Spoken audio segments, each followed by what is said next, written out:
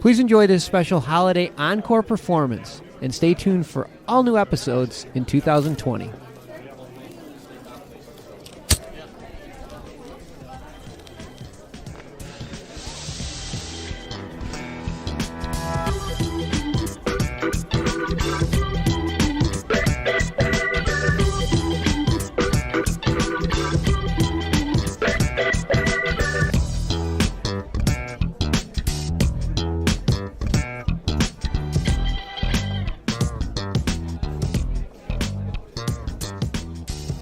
Jim Marty here, and we are here to talk about some of the social impacts of legalized cannabis. I'm here with Larry Miskin. Hey, Jim, how are you?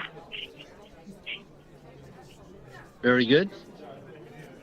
And today's Wonderful. topic Always is... looking forward to it. Yep, me too. So we're going to talk for a little bit here, about a half an hour, on the subject of the social impact of legalized marijuana when it comes to highway safety, fatalities, driving while intoxicated, and roadside sobriety tests. So those topics should take us through the next half hour. And that's the subject I've been studying because I'm from Colorado. As many of you know, my company is Bridgewest. We're a CPA firm devoted to the cannabis industry. And hard to believe, but it's been 10 years since I started signing tax returns for cannabis clients. And Wow. Of course, there's always a lot of debate about, is legalized marijuana a good thing? Or is it, does it add to traffic fatalities? Certainly the other side, I call them the prohibitionists. And, there's a place we can have common ground with people on the other side, but they like to bring up traffic safety as one of the downsides of legalized cannabis. But I've been studying that for some time in Colorado.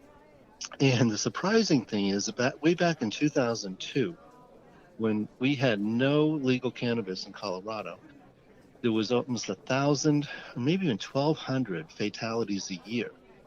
And by 2014, that's when we got full adult use. That number had dropped to about 600 traffic fatalities a year. And it's been consistently there ever since. I think we hit a low of 550 fatalities. And then the last 2 years, it's been right around 600 with a small dip in 2018. But the question I ponder is, why are we half of what we were back in 2002? And the only logical answer I can come up with, I guess a couple, is that we have safer cars, and airbags and seat belts are making cars safer. So even though there's accidents, they're not fatal accidents. Larry, did you have anything you wanted to comment on that? Yeah, sure. What you've done here, Jim, is you've really touched not just on a particular topic, but what ultimately can be a wide series of topics that we have to really consider. What is the impact on society and the individual, both with medical cannabis and with, the onset of adult use, certainly in Colorado and a lot of western states, and now on the minds of everyone in Illinois and parts east of the Mississippi as that expands. And one of the very first things that people on both sides of this equation want to talk about is public safety issues. And there's really no public safety issue, I don't think, that galvanizes attention of the public like DUIs, because a DUI is something where any one of us, regardless of how well we may be following and observing the rules of the road, if somebody out there is intoxicated to the point where he or she cannot control their actions, that puts us very much at risk, and every other driver on the road. And I think that it's good to have this conversation, but I think it's really necessary to start, certainly from my perspective, and I'll answer your question in 1 minute, with the idea that nobody who's part of the cannabis industry advocates intoxicated driving. I don't know of anyone who says, yeah, go get stoned and go get behind the wheel of your car, go for it. Everyone in any industry where the products can result in intoxication and a lessening of motor skills has to be behind the notion that that's not what we support. We support safe use. We support proper use, and certainly discourage any type of use that would put you or anyone else at risk or in danger. Having said all of that, we are a society that does, in fact, engage in intoxicants, especially when we have Saturday night out or a football game to go to, or all of those things that society has kind of told us, hey, this is a good time to sit down and have a drink. But instead of having a drink now, perhaps people are substituting that with a drink.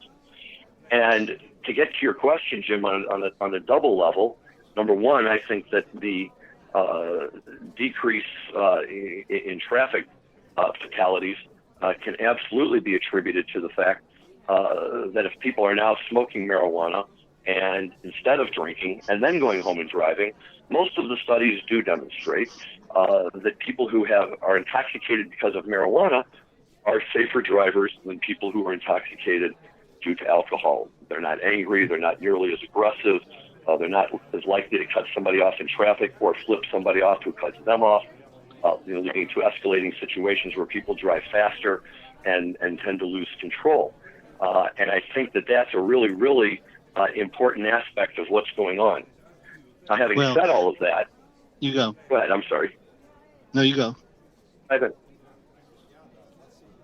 Well, I was going to say that, one takeaway that cannot be denied is there has not been a spike in traffic fatalities in Washington, Oregon, and Colorado, where we've had, at least since 2014, for Colorado and Washington, legal adult use. So you can debate whether, hey, there may be more of these people in accidents have cannabis in their system, which we're going to talk about next. But you can't deny the fact that traffic accidents have not spiked in any way, and they're very flatlined, and in some cases improving. So the takeaway is marijuana does not seem to add to traffic fatalities, legal marijuana. For whatever variety of reasons, I think the cops are going to lose money pretty soon on DUIs in general with Uber and Lyft. There's absolutely no reason to get a DUI in this day and age if you have a cell phone, and who doesn't have a cell phone? Well, you're right about that too, and again, I stress the importance of if you are intoxicated from any substance and you have an option that does not require you to drive yourself, you should always take that option, whether it's somebody else driving your car, taking an Uber, taking the train, whatever you have to do. I think is certainly appropriate. But you touched upon something a few minutes ago that really is going to get to the crux of this issue, and that is enforceability. And as a lawyer, we're always very, very concerned about the rights of individuals, both the individual who might be stopped by the police and the individuals who might be harmed if that person isn't stopped by the police. Maybe. Let me ask you a question, Larry. And Larry's a very prominent attorney, cannabis attorney with Hoban Law. I have a lot of respect for his opinions. Is there a accurate roadside sobriety test for cannabis? I've heard both sides of that issue. That some people say yes, some people say no. I do know that in Colorado, one of the counter arguments is that more people in fender benders are testing positive for cannabis, and certainly, if you're in a fender bender, there's more likelihood you are going to be tested for cannabis if you're in a legal state like Colorado. But Larry, I want to turn it back to you. And is there an accurate way to test impairment for cannabis?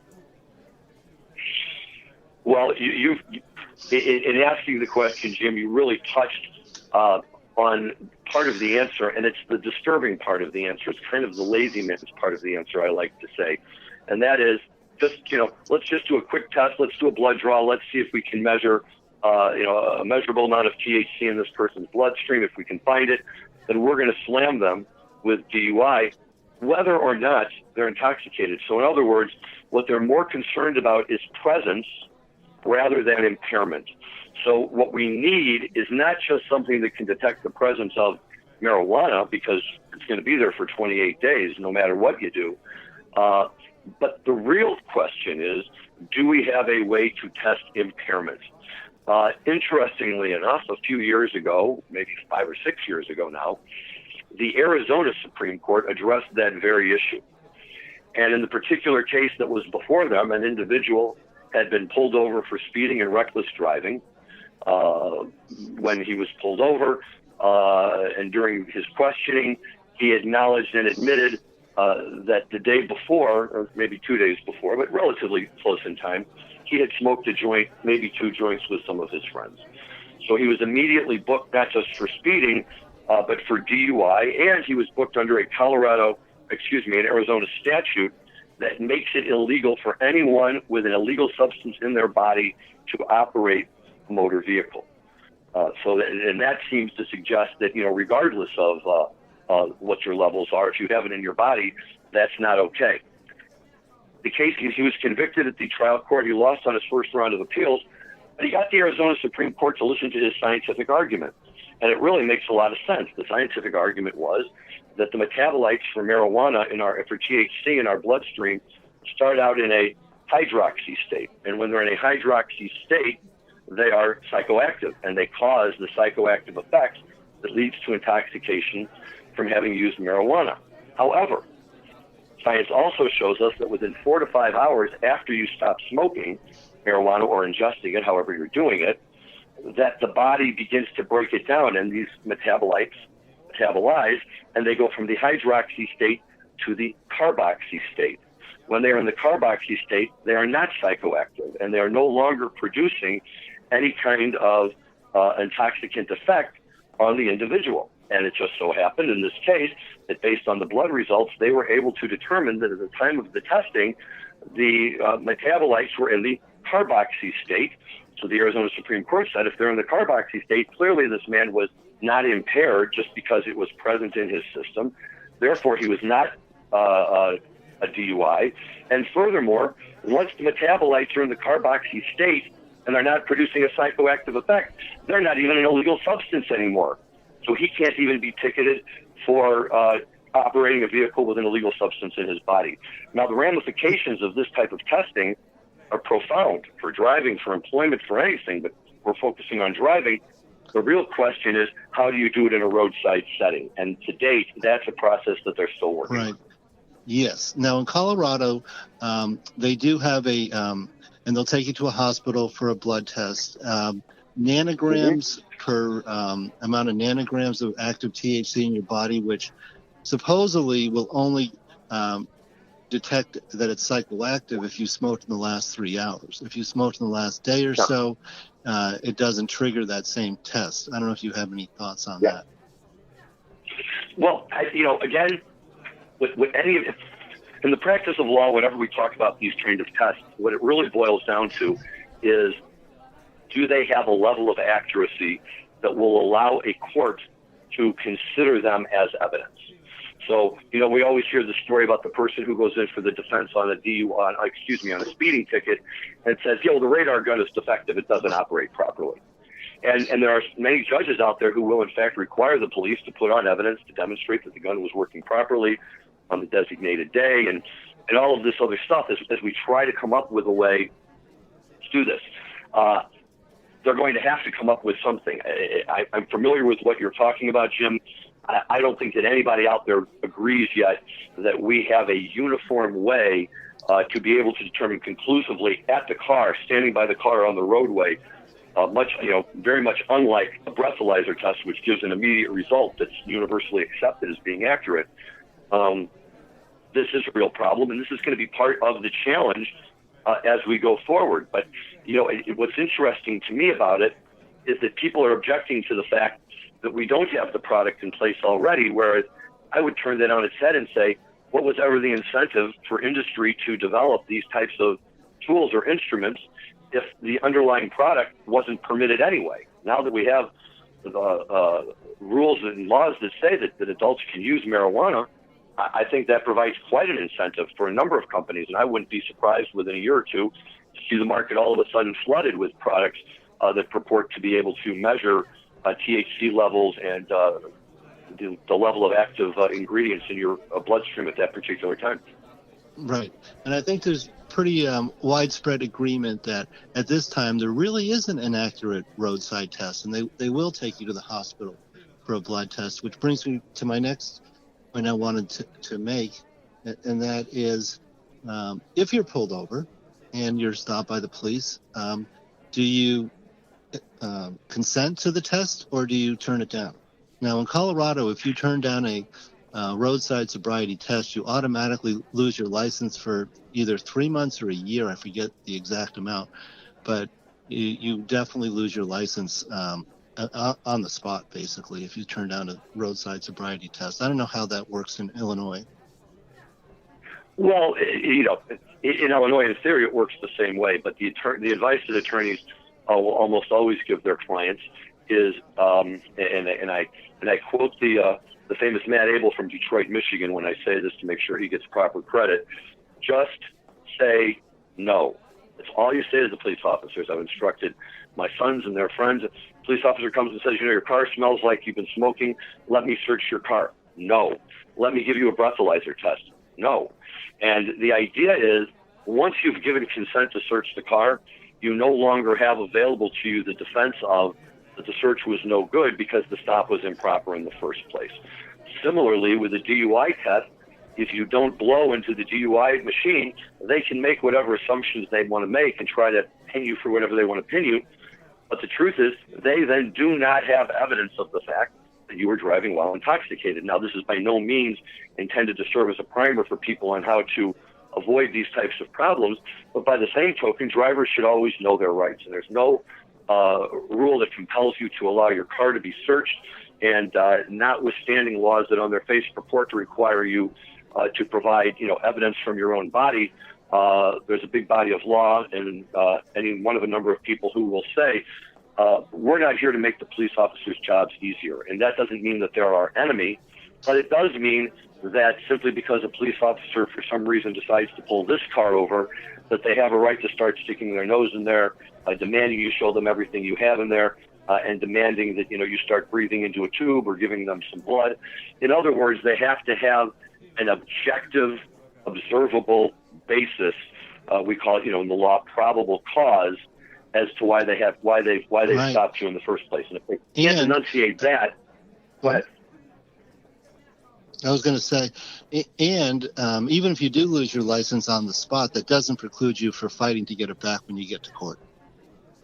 Correct. Absolutely correct. Because the burden of proof will always remain on the police officer to prove that, you were in fact intoxicated at that time. And without a breathalyzer, that becomes a very, very difficult thing to prove.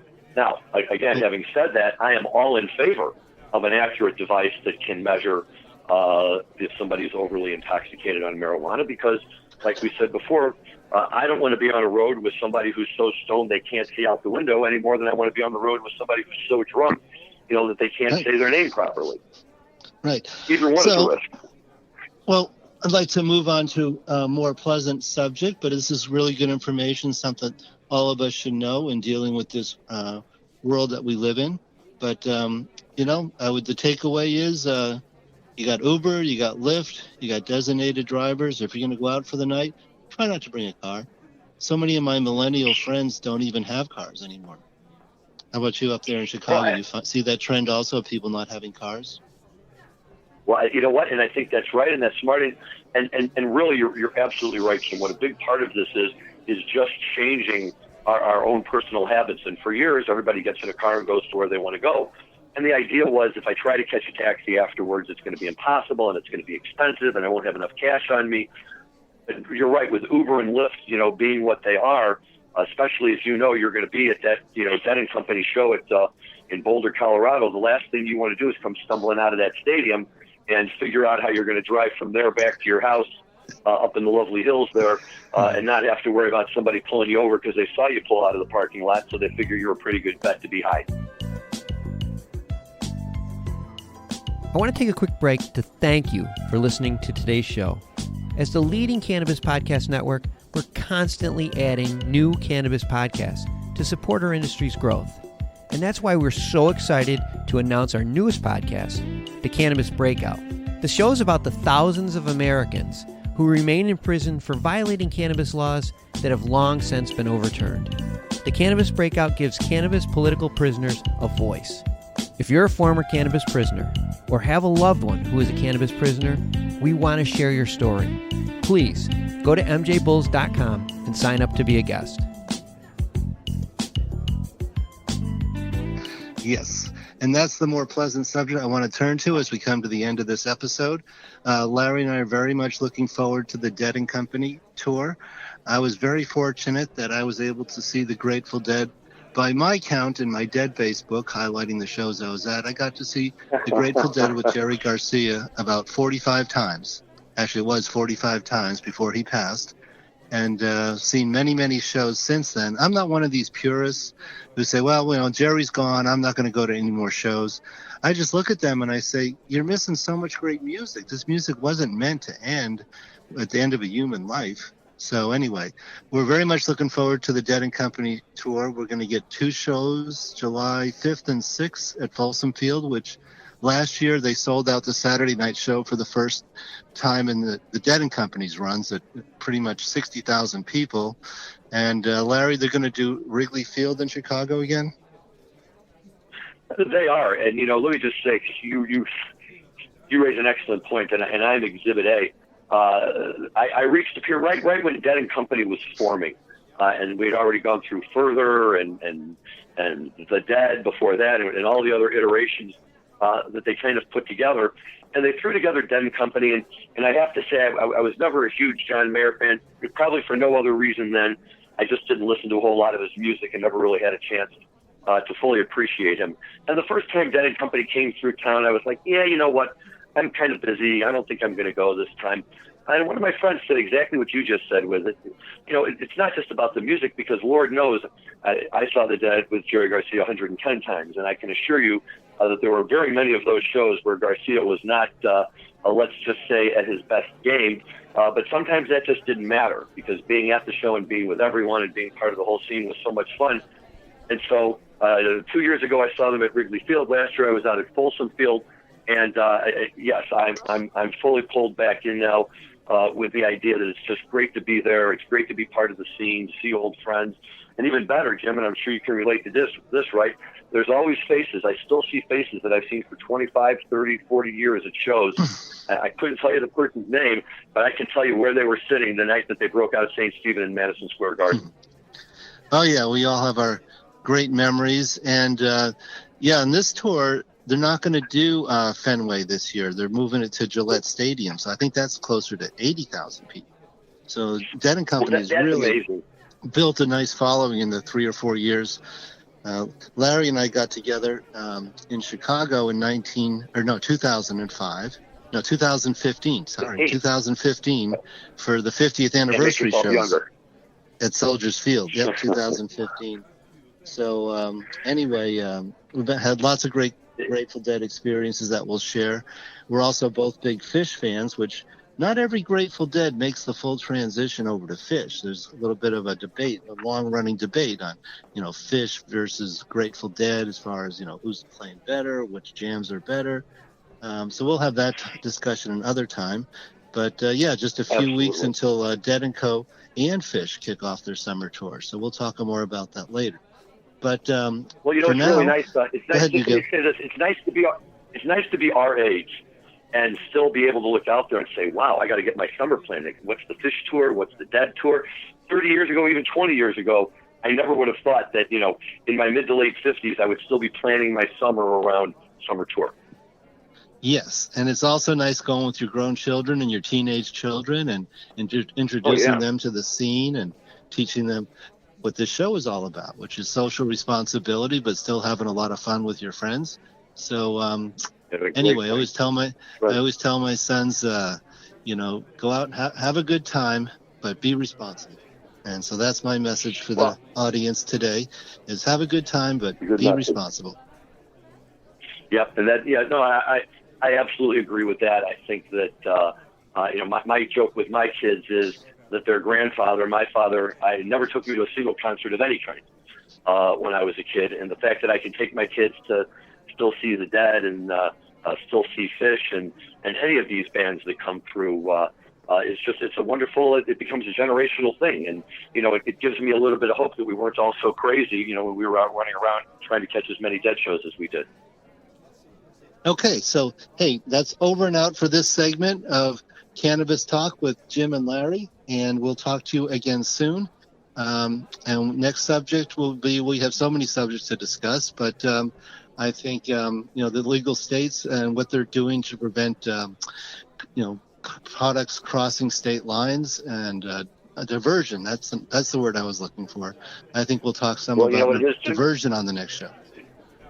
It's the realities of what happens when all of a sudden, you have a legal product, and things that we never had to really think about or worry about because the whole underlying subject matter was illegal to begin with. But once it comes, above that line, you're absolutely right. There's a number of other factors that come into play that people have to be aware of.